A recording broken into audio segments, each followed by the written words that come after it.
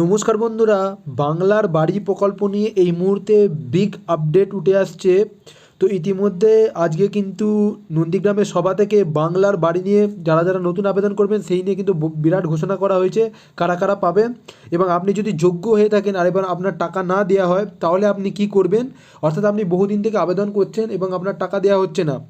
তো সেইটার জন্য আপনাদেরকে কিন্তু কোথায় আবেদন করতে হবে সেটাও কিন্তু শুভেন্দু অধিকারী জানিয়েছেন। পাশাপাশি সবথেকে বড় আপডেট উঠে আসছে, যারা যারা বাংলার বাড়ি প্রকল্পে আগে তৃণমূল সরকারের আমলে বা তার আগে ভুয়ো তথ্য দিয়ে মানে আপনার হয়তো বাড়ি পাওয়ার যোগ্য নন, আপনি যে কোনো কিছু করে টাকাটা আদায় করতে গেলে অযোগ্য হয়েছেন এবং কিন্তু টাকা পেয়েছেন বাংলার বাড়ি প্রকল্পে, তাদের কিন্তু টাকা ফেরত দেওয়ার জন্য নির্দেশ দেওয়া হয়েছে নবান্নের তরফ থেকে। তো কী আপডেট উঠে আসছে বিস্তারিত শোনাবো। তো প্রথমে আপনাদেরকে শুনিয়ে দেবো এই নিয়ে শুভেন্দু অধিকারী কি বলেছেন, তারপর আপনাদেরকে দ্বিতীয় আপডেটটা দেখাচ্ছি। জুলাইয়ের মধ্যে আবাস যোজনাতে সার্ভে হচ্ছে।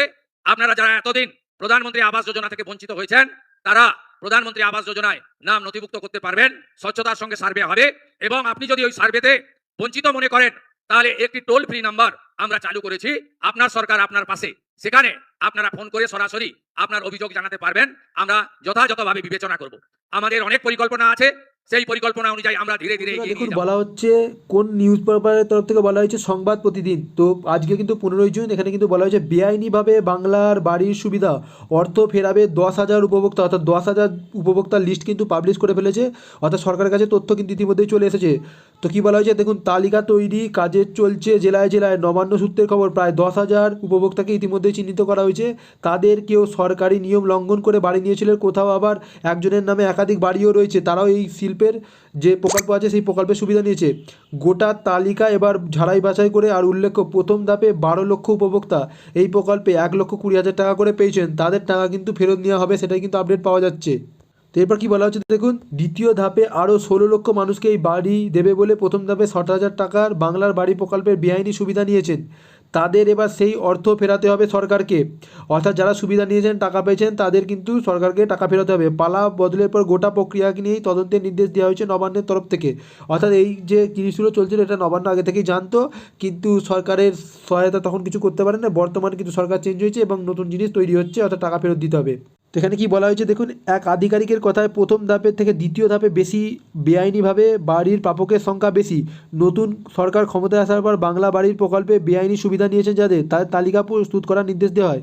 পঞ্চায়েত এবং গ্রামান্বয়ন দপ্তরের সচিবকে চিঠি দিয়ে নির্দেশ দেন রাজ্যের মুখ্য সচিব মনোজ আগরওয়াল। চিঠিতে উল্লেখ করা হয় সরকারি নিয়ম লঙ্ঘন করে বহু অযোগ্য উপভোক্তা অন্যায়ভাবে সুবিধা পেয়েছেন বলে অভিযোগ রয়েছে। তাছাড়া তার পাকা বাড়ি রয়েছে, তিনি এই প্রকল্পের সুবিধা নিয়েছেন, যার ফলে সরকারের আর্থিক ক্ষতি হয়েছে। এই কারণে নতুন উপভোক্তাদের তালিকা যাচাই করতে হবে। পরে আবার চিঠি দিয়ে জানানো হয় যে প্রথম ও দ্বিতীয় প্রকল্পের পর্যায়ে সুবিধাভোগীদের পুনরায় যাচাই করে ভেরিফিকেশান করতে হবে। অর্থাৎ তারা কিন্তু দুটো প্রক্রিয়ায় যাচাই করবে, যদি ঠিক হয় তাহলে কিন্তু কোনো প্রবলেম নেই, যদি না ঠিক হয় তাহলে কিন্তু যে সমস্ত সুবিধাভোগী পুনরায় যাচাইয়ের সময় অযোগ্য বলে চিহ্নিত হয়েছেন তাদের তথ্য আবারও পরীক্ষা করা যেতে পারে। তবে যাদের অযোগ্য বলে চিহ্নিত করা হয়েছে তাদের থেকে প্রকল্পের অবিলম্বে অর্থ রিকভারি নেওয়ার ব্যবস্থা করেছে দপ্তর। তো দপ্তর জানিয়েছে উদ্ধার করা নির্দিষ্ট ট্রেজারি দপ্তরের অ্যাকাউন্টে, এই যে অ্যাকাউন্ট নাম্বার দিয়ে দিয়েছে, টিআর ফর্ম জমা করতে হবে। অর্থ ফেরতের পর সংশ্লিষ্ট ব্লক রিকভারি মডিউলে সুবিধাভোগীদের আইডিতে বিপরীত আয়ের পরিমাণ নথিভুক্ত করতে হবে। টিআর ফর্মের কপি আপলোড করতে হবে। জেলাগুলিতে নির্দেশ দেওয়া হয়েছে দ্রুত পুনরায় যাচাই করা অর্থ উদ্ধারের কাজটি চূড়ান্ত রিপোর্ট দিয়ে জমা দিতে হবে, অর্থাৎ টাকাটা উদ্ধার করে রিপোর্ট জমা দিতে হবে। এখানে বলা হচ্ছে উল্লেখ্য আগের সরকারের আমলে প্রধানমন্ত্রী আবাস যোজনায় দুর্নীতি অভিযোগ ওঠে বারবার। একাধিকবার কেন্দ্রীয় টিম আসে তদন্ত করে আবাসের। এই প্রকল্পে আর টাকা বরাদ্দ করেনি কেন্দ্র। তারপর আগে তৃণমূল সরকার বাংলার বাড়ি প্রকল্প চালু করে, তাতেই পান উপভোক্তারা। তো তাতেই উপভোক্তা পেয়েছেন। তো আপনারা বুঝতে পারছেন যে এই প্রকল্পেতে যারা সুবিধা নিয়েছেন অন্যায্যভাবে অর্থাৎ অনৈতিকভাবে, তাদের কিন্তু টাকা ফেরত দিতে হবে, তেমনটাই কিন্তু নবান্ন থেকে আপডেট। তো আপনি যদি এরকম ভুল করে টাকা নিয়ে থাকেন তো অবশ্যই এই যে পদ্ধতি বলা হয়েছে সেই পদ্ধতিতে আপনাদের লোকাল বিডিও বা এসডিওর কাছে গিয়ে পদ্ধতি জেনে কিন্তু আপনার টাকা ফেরত দিতে পারেন, তাহলে পরবর্তীকালে সমস্যায় ফাঁসবেন না।